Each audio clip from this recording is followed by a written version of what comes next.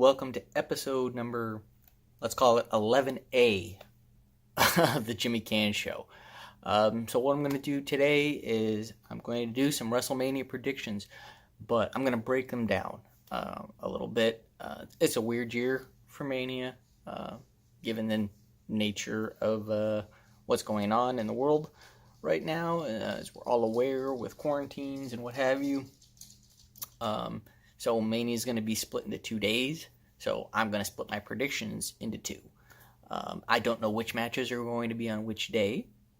So how I'm going to break them down is I am going to do a WrestleMania Raw predictions and a WrestleMania SmackDown predictions.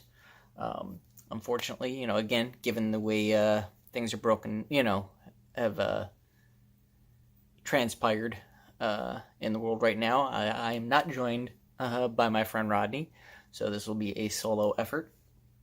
So bear with me on this one. So let's do the Raw predictions right now. And in these Raw predictions, I'm going to include the NXT Women's Championship matchup simply because Charlotte is competing for that. She's a Raw superstar. So we're going to lump that one in with the Raw matches. So let's get going here. So WrestleMania this year was supposed to be in Tampa. It is now not going to be in Tampa. It is going to be in Orlando at the Performance Center, as well as in Winter Park at Full Sail Live. And there are some reports of some other locations that are unconfirmed. But those are the only two things we've got confirmed right now, is the PC in Orlando and Full Sail Live in Winter Park, Florida.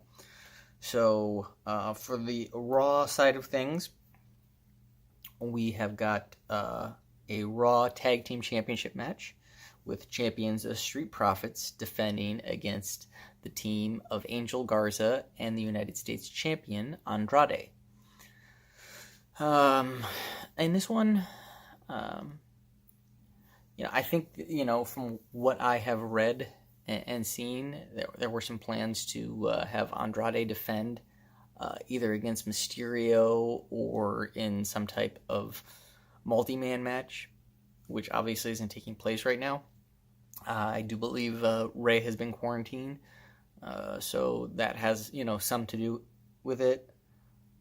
And then there was probably also plans for the Street Profits to actually defend against AOP, but, with Razor tearing his bicep here recently, that got scrapped.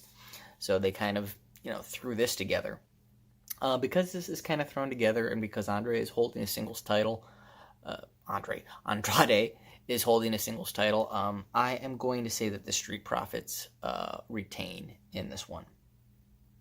So next up, a singles match, a grudge match, if you will, pitting Kevin Owens against the Monday Night Messiah, Seth Rollins.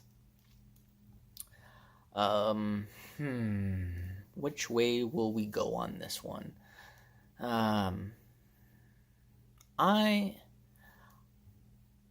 am going to pick Seth in this one, simply because of, he's still got Murphy in his corner.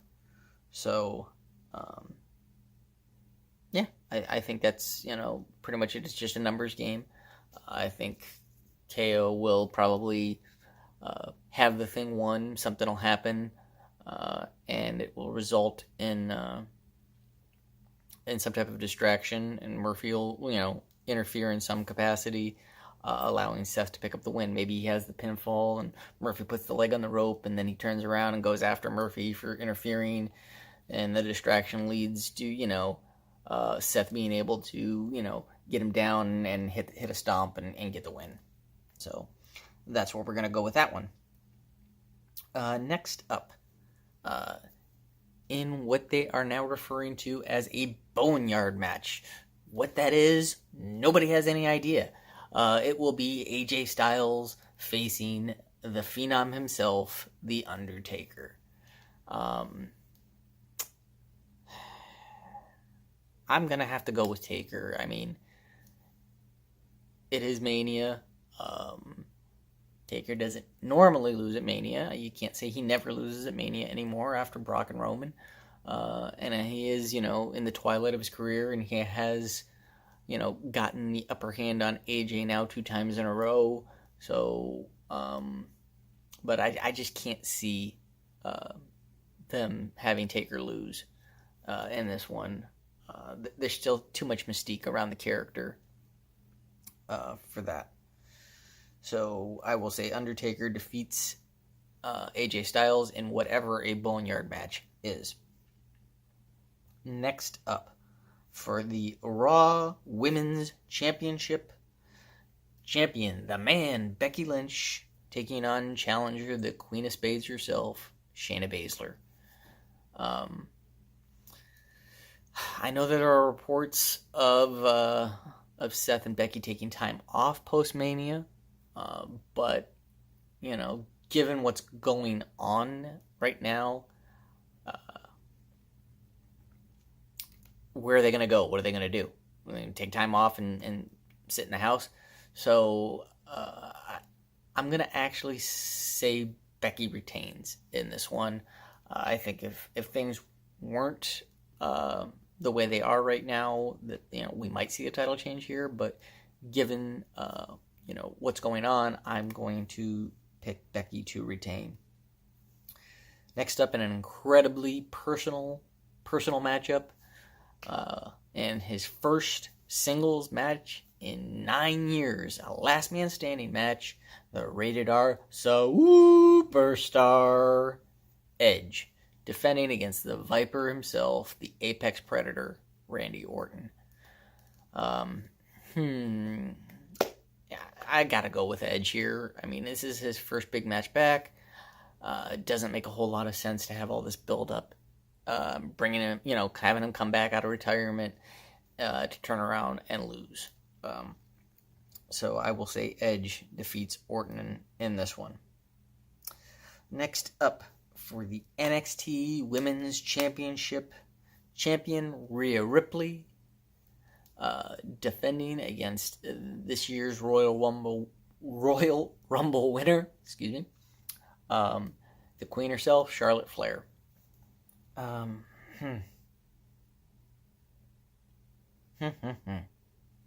Which way to go? I'm going to say Rhea retains. I just don't see... this just doesn't make a lot of sense to have Charlotte capture the NXT Women's title.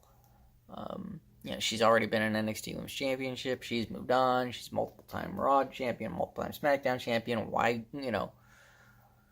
have her turn around and go back, backwards, so to speak? I know NXT is no longer really seen as a developmental. It's a legitimate third brand, but it still just doesn't make a lot of sense to me to move Charlotte back into that picture. So I'm going to say Rhea retains in this one. Next up, a match that was just added on Monday, singles match with Bobby Lashley taking on the Dutch Destroyer himself, Alistair Black. I have no idea why this match is happening. Just doesn't make a lot of sense to me. Just trying to fill time, I guess. I for over 2 nights. I will say, Alistair, just because there's more going on with Alistair right now than Lashley. Doesn't make any sense to squander his push at this point. And what will likely be the main event of one of the 2 evenings for the WWE World Heavyweight Championship, the Beast Incarnate himself, Brock Lesnar, defending against the 2020 Royal Rumble Men's winner, Drew McIntyre.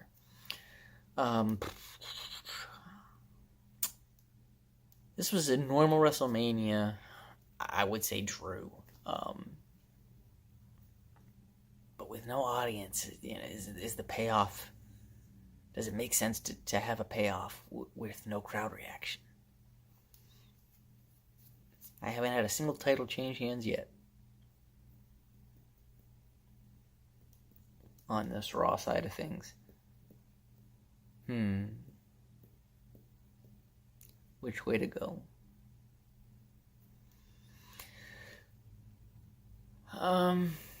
Yeah, even without an audience, I think the time is right to make the change. So I'm going to say Drew McIntyre defeats Brock Lesnar for the WWE Championship. So there you have it. Those are my Raw Mania predictions. I hope to get back to some normalcy here soon. I'll be, putting together my SmackDown predictions here shortly. What I will do is I will probably wait. I'm filming this on a Tuesday morning.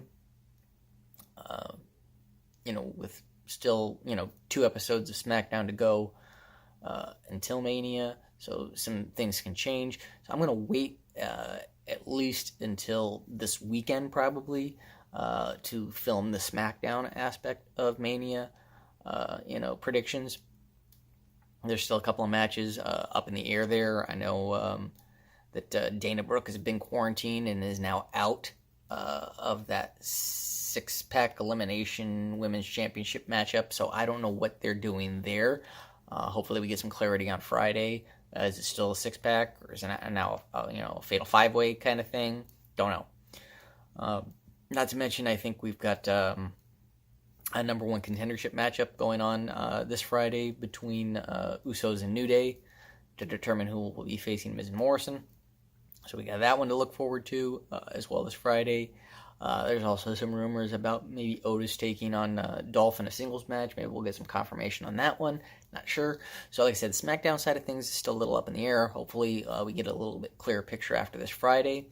And then I will put together my SmackDown side of Mania predictions and try and get that up for you guys to enjoy. Stay safe out there, and I will see you when I see you.